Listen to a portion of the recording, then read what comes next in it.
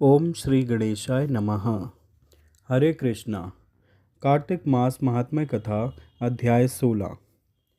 राजा पृथु ने कहा, हे नारद जी, ये तो आपने भगवान शिव की बड़ी विचित्र कथा सुनाई है।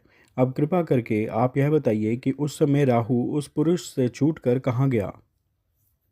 नारद जी बोले, उससे छूटने पर वह दूत बर्बर नाम से विख्यात हो गया और अपना नया जन्म पाकर वह धीरे धीरे जलंधर के पास गया। वहां जाकर उसने शंकर की सब चेष्टा कही। उसे सुनकर दैत्यराज ने सब दैत्यों को सेना द्वारा आज्ञा दी। कालनेमी और शुंभ निशुंभ आदि सभी महाबली दैत्य तैयार होने लगे। एक से एक महाबली दैत्य करोड़ों करोड़ों की संख्या में निकल युद्ध के लिए जुट पड़े।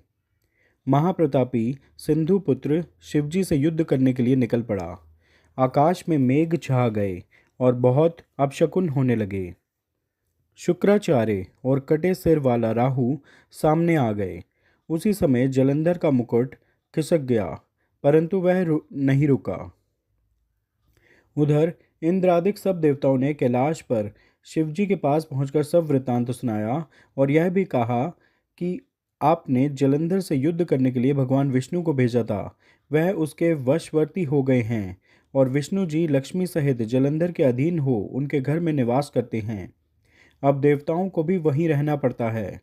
अब वह बलि सागर पुत्र आपसे युद्ध करने आ रहा है, अतएव आप उसे मारकर हम सबकी रक्षा कीजिए। यह सुनकर शंकर जी ने विष्णु जी को बुलाकर पूछा, हे ऋषिकेश, युद्ध में आपने जलंधर का संहार क्यों नहीं किया और बैकुंठ छोड़ आप उसके घर में कैसे चले गए। यह सुनकर विष्णु जी ने हाथ जोड़कर नम्रतापूर्वक भगवान शंकर से कहा, उसे आपका अंशी और लक्ष्मी का भ्राता होने के कारण ही मैंने नहीं मारा है। यह बड़ा वीर और देवताओं से अजय है। इसी पर मुग्ध होकर मैं उसके घर में निवास करने लगा हूँ। विष्णु जी के इन वचनों को सुनकर शंकर जी हंस पड़े। उन्होंने कहा, हे विष्णु, आप यह क्या कहते हैं। मैं उस दैत्य जलंधर को अवश्य मारूंगा। अब आप सभी देवता जलंधर को मेरे द्वारा ही मारा गया जान अपने स्थान को जाइए। जब शंकर जी ने ऐसा कहा तो सब देवता संदेह रहित होकर अपने स्थान को चले गए। इसी समय पराक्रमी जलंधर अपनी विशाल सेना के साथ पर्वत के समीप आ कैलाश को घोर सिंहनाद करने लगा। दैत्यों के नाद और कोलाहल को सुनकर शिवजी ने नंदी आदि गणों को उससे युद्ध करने की आज्ञा प्रदान की। कैलाश के समीप भीषण युद्ध होने लगा। दैत्य अनेकों प्रकार के अस्त्र शस्त्र बरसाने लगे।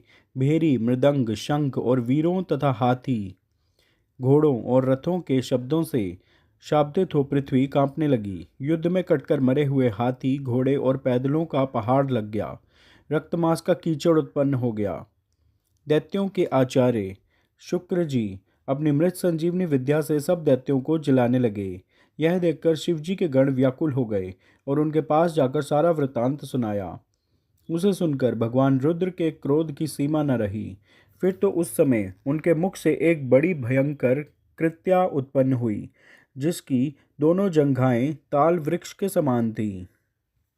वह युद्ध भूमि में जा सब असुरों का चवर्ण करने लग गई और फिर वह शुक्राचार्य के समीप पहुंची और शीघ्र ही अपनी योनि में गुप्त कर लिया।